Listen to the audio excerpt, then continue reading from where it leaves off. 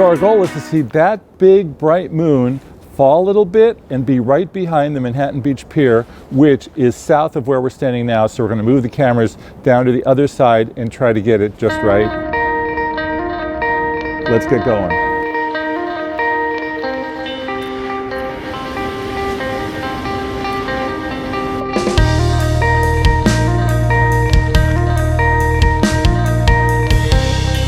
As you'll soon see, I am not alone down here. There's several other photographers who had the bright idea of getting the right angle to shoot the moon over the pier.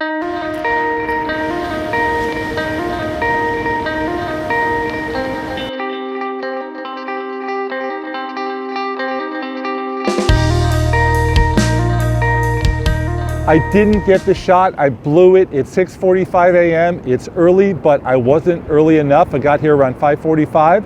We got some nice shots of the moon on the other side, but as far as that iconic moon over the pier shot that I wanted, didn't get here early enough.